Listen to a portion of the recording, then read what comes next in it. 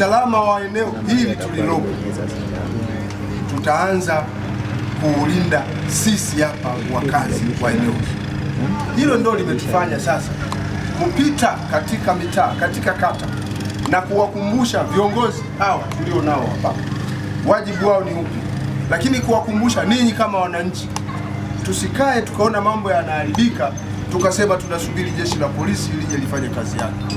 Mnatakiwa kuanza ninyi kurekebisha mambo mbalimbali ya kiusalama ili usalama uendelee kuwepo katika maeneo yetu. Sisi tutaendelea kuzunguka na kuhamasisha wananchi waendelee kujitokeza kwa wingi katika kutoa taarifa kwa jeshi la polisi. Jeshi la polisi katika mkoa wa Mwanza, sisi viongozi tutaendelea kuwasimamia askari waendelee kufanya kazi kwa weledi. Nasema kwa weledi ikiwa ni pamoja na utunzaji wa siri wanazopata kupitia taarifa wanazopata kutoka wananchi. Weledi nikiwa nasema kupitia kuwaelekeza askari wetu waendelee kufanya ukamataji salama.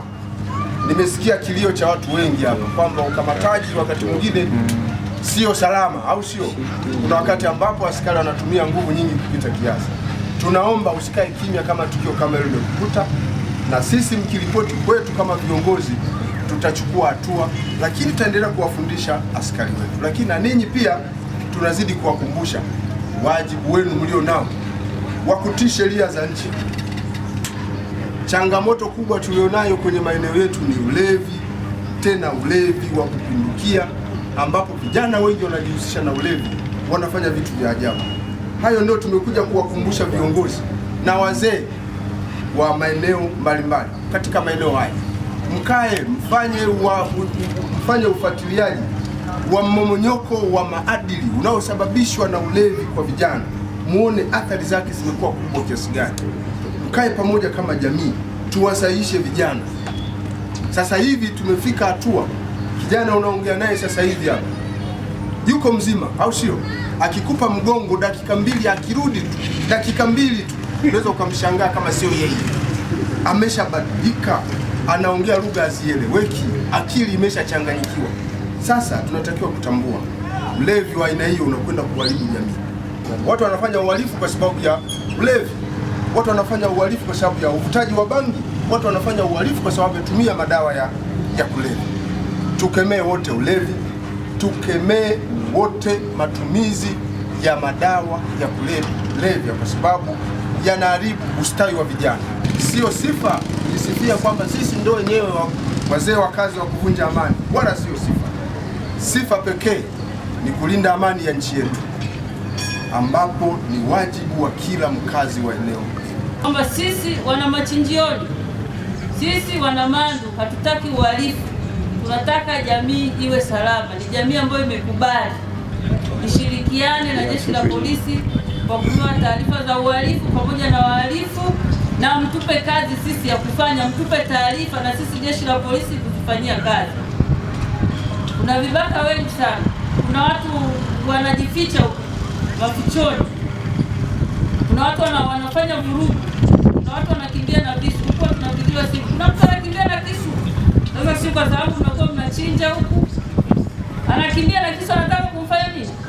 Kumchoma mwenzie. Msiwe na muhali. Mnajua muhali? Yaani usio kwamba unamjua mhalifu afu utoe taarifa. Wewe mwenyewe ni nani? Mhalifu. Kuna wengine wenye nyumba wanapangisha watu, unakuta wamepangisha vijana wengi wamekaa ndani, mchana anashinda wamelala kutwa nzima, usiku wanaenda wapi? Wanasema wanaenda kazini. Jamani, wana Machinjioni, mbona mnaliangusha? Wanaenda, mnajua, lakini hamtaki kusema wanaenda wapi. Wanaenda kazini, usiku wanaenda kazini, mchana kutwa wanashinda wamelala. Ni watoto wetu ambao tuko nao nyumbani, tumewalea wenyewe, ni kundi la bodaboda, sawa sawa, watoto wetu, au sio bwana? Imebaki ni kundi pekee ambalo limekuwa linaitumia barabara vibaya, halijali watumiaji wengine wa barabara. Makundi mengine, kwa maana wakijua kabisa kwamba wewe ni mtembea kwa miguu, yeye anafikiri barabara yote ni ya nani? Barabara yote ni ya Sasa kundi hili usifikiri jeshi la polisi peke yake sisi ndio tunaweza tukalimudu, lakini hawa ni watoto wetu, na jukumu la usalama barabarani ni la kwetu.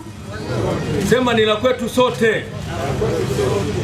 Vijana wetu hawa mnaowapa bodaboda wanafanya kazi masaa 24, badala yake wanachoka. Yaani usiku anaendesha pikipiki, amepakia mtu kumbe yuko hoi. Inamlazimu aanze kutafuta vitu vingine vya ziada vya kuzuia nini, usingizi.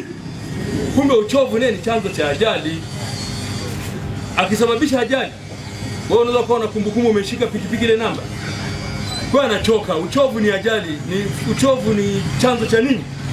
Cha ajali. Kwa hiyo utakuwa umemsababishia pia mtoto wako kwenda kupotea kule kwa ajili ya uchovu. Lakini la mwisho, mmeendelea kuwapa, hamjali watoto wetu wale. Unakuta anapakia wanafunzi zaidi ya 4. Kupakia mishikaki abiria zaidi ya 1 ni kosa kwa mujibu wa sheria. Sheria ya usalama barabarani imekafanyaje? Imekataza. Sawa sawa? Sasa wazazi tumekuwa tumewacha hao bodaboda. Unamwita bodaboda wangu. Unamwita bodaboda wangu, kumbe anaenda kutumalizia watoto. Anapakia watoto zaidi ya 4. Wazazi tunaangalia, unawafurahia, badala yake anaenda kusababishia ajali. Na sheria imekataza kupakia mtoto chini ya umri wa miaka 9. Tukisema tutegemea jeshi la polisi lenyewe tu, akiamua tunalipa mzigo mkubwa. Kwa hiyo lazima sisi tuwe na polisi jamii wanaosaidiana ulinzi na jeshi la polisi. Wewe unatoka mtaa gani? Mimi nakaa mtaa huu. Mtaa huu hamna mambo ya ulinzi shirikishi? Mambo ya ulinzi ushirikishi mtaa huu hakuna. Katika mtaa huu ni mtaa mkubwa sana. Wafanyabiashara wapo ni wakubwa. Lakini ulinzi wa mtaa huu mimi sifurahi nao. Mlinzi unakuta ni kiziwi.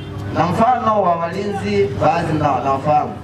Mlinzi ambaye katika ile eneo ni kiziwi, hajui kuongea. Alafu pili, unakuta mlinzi ana fimbo. Mlinzi wa nini sasa? Walinzi wa masoko haya. Okay. Tunashukuru sana Mahafande, tumezungumza vitu vya muhimu sana. Sisi kama raia tunaomba tuzingatie walioyasema. Jambo jingine, tuwape ushirikiano kama walivyosema, kwa sababu wanapitia changamoto ngumu sana. Kama hivyo umekuja hapa kuweka vikao kama hivi, inatakiwa tushirikiane nao.